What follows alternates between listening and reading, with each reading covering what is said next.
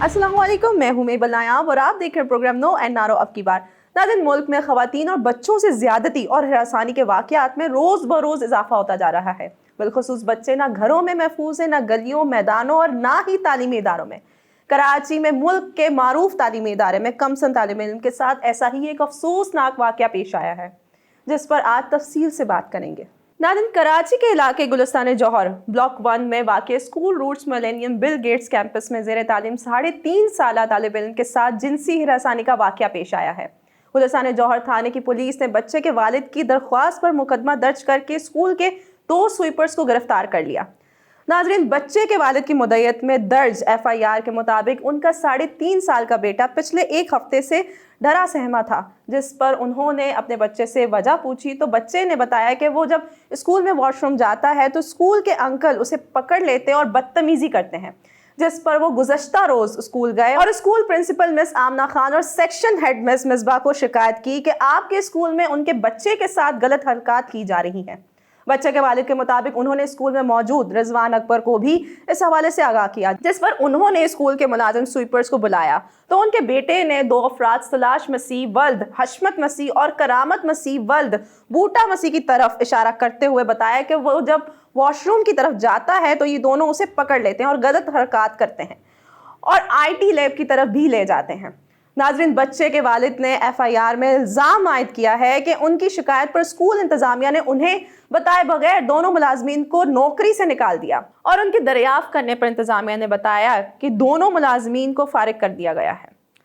बच्चे के वालिद के मुताबिक उन्होंने स्कूल इंतज़ामिया से मुतालबा किया कि मुलाजमीन को नौकरी से निकालने के बजाय उनके खिलाफ कानूनी चाराजोई की जाए, लेकिन स्कूल इंतज़ामिया ने उनके साथ तामुन करने से साफ इनकार कर दिया और उन्हें स्कूल लिविंग सर्टिफिकेट भी नहीं दिया। बच्चे के वालिद के मुताबिक स्कूल इंतज़ामिया की जानिब से तामुन ना करने पर उन्होंने 15 पर पुलिस को इत्तला दी। इस दौरान काफ़ी वक्त गुजर गया और स्कूल की छुट्टी हो गई, जिसके बाद पुलिस स्कूल आई और पुलिस ने स्कूल के दीगर मुलाजमीन के जरिए मुल्ज़िमान सलाश मसीह और करामत मसीह को घर से बुलवा कर गिरफ्तार कर लिया। नाज़रीन, बच्चे के वालिद ने FIR में इस्तदा की है कि मुल्ज़िमान सलाश मसीह और करामत मसीह के खिलाफ बच्चे से बदफेली की कोशिश और स्कूल इंतज़ामिया के खिलाफ तामुन ना करने पर कानूनी कार्रवाई की जाए।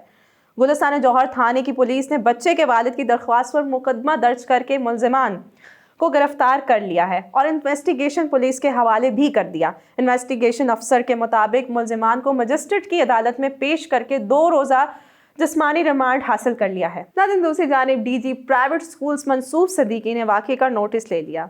DG प्राइवेट स्कूल्स की हिदायत पर डायरेक्टोरेट ऑफ प्राइवेट स्कूल्स की टीम ने आज रूट्स मिलेनियम स्कूल गुलिस्तान जौहर का दौरा करके स्कूल इंतज़ामिया और बच्चे के वालिदैन से मुलाकात की है।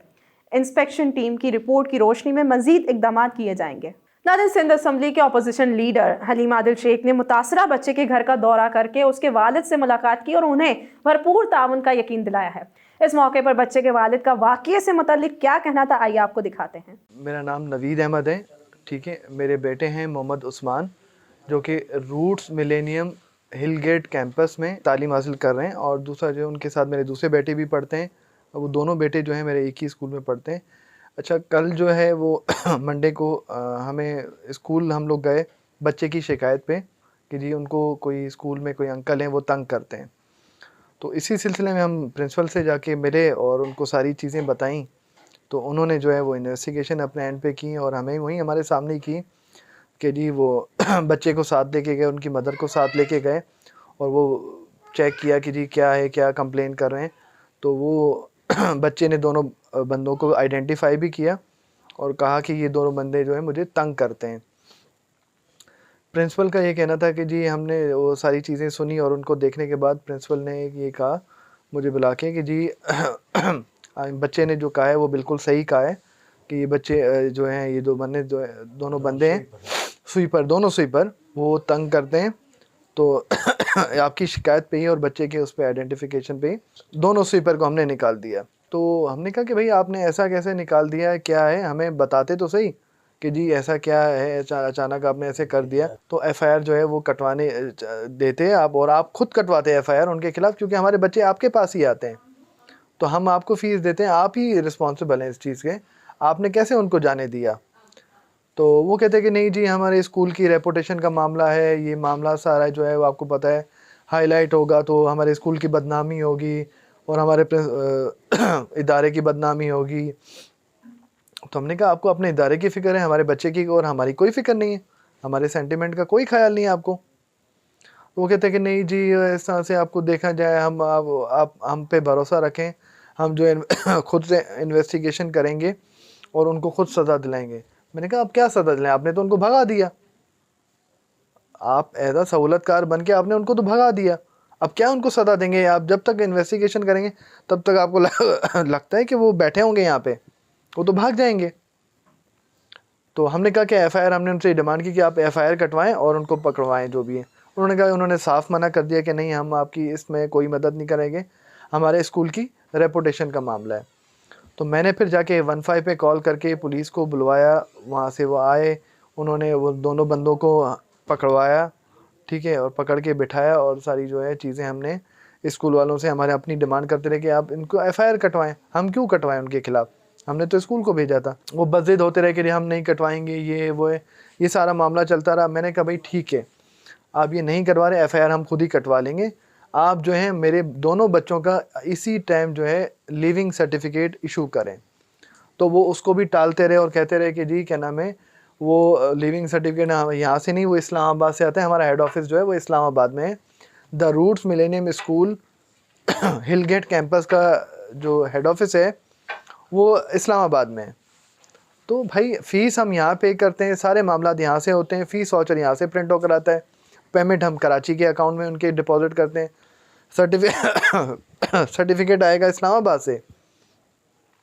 یہ ٹال مٹول کرتے رہے سارا دن, ساری چیزیں, مطلب صبح 9:15 بجے سے لے کے 6:30 بجے تک انہوں نے ہمیں تنگ کر کے رکھا, ہمیں ہریس کر کے رکھا بالکل, پیرنٹس کو, مجھے خاص طور پہ اور سب کو, ہم سب کو, کہ جی ابھی آ رہا ہے, ابھی سرٹیفکیٹ آ رہا ہے, ابھی آ رہا ہے. تو میں نے ان سے اور کچھ نہیں کہا, اور ان بٹوین ہمیں وہ آفر کرتے ہیں کہ آپ اس کیس سے ہٹ جائیں اور یہ ساری چیزیں آپ چھوڑ دیں, ہم آپ کو جو ہے آپ کے دونوں بچوں کو وہ کیا نام ہے لائف ٹائم کے لیے اسکالرشپ فری میں دیتے ہیں, اور فی جو ہے آپ کی معاف کر دیتے ہیں ہم لوگ. میں نے کہا کہ میں نے ان کی آفر ٹھکرا دی. میں نے کہا مجھے کچھ بھی نہیں چاہیے, مجھے جو ہے انصاف چاہیے آپ کی طرف سے, آپ کے اسکول کی طرف سے, آپ کی انتظامیہ کی طرف سے, کہ آپ ان دونوں کے خلاف ایف آئی آر کٹوائیں اور میرے بچوں کو آپ میرا لیونگ سرٹیفکیٹ دیں.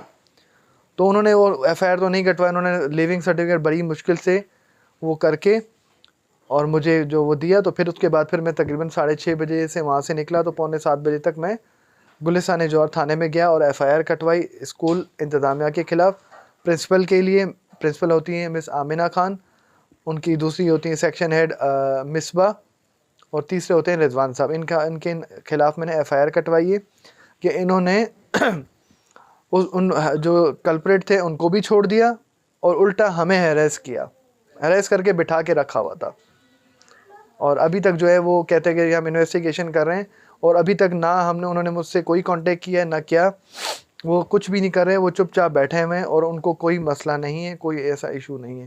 علیم عادل شیخ صاحب سے اور جتنے بھی لا انفورسمنٹ ایجنسیز ہیں اور تعلیمی ادارے ہیں, ان کے جو بڑے ہیں ان کو ہیڈ کرتے ہیں, ان سب سے ریکویسٹ ہے کہ پلیز اس میرے کیس کو دیکھا جائے اور پرسنلی اس چیز کو انویسٹیگیٹ کیا گیا اور اسکول کے خلاف اسٹرانگ ایکشن لیا جائے کہ یہ آج میرے بچے کے ساتھ ہوا ہے, کل کسی اور بچے کے ساتھ ایسا نہ ہو, اور ان کے پیرنٹس کو اس طرح سے ذلیل کیا گیا اتنی عوام کے سامنے. اور جو آج میں یہاں پہ بیٹھا ہوا ہوں, میں کسی خوشی میں نہیں بیٹھا, میں بہت تکلیف میں ہوں اور بہت زیادہ ہم لوگ جو ہیں بہت پریشان ہیں کہ برائے مہربانی ہماری مدد کی جائے. ناظرین آپ کو بتائیں کہ کراچی کے اسکول میں طالب علم کو ہراساں کرنے اور والدین سے عدم تعاون کا یہ کوئی پہلا واقعہ نہیں ہے. اس سے قبل گزشتہ برس کراچی کے معروف تعلیمی ادارے ماما پارسی گرلز اسکول میں ٹیچر کی مجرمانہ غفلت سے کمسن طالبہ کی آنکھ شدید زخمی ہو گئی تھی. واقعے کا احوال کچھ یوں ہے کہ ماما پارسی گرلز اسکول کی دوسری جماعت میں انگریزی کی ٹیچر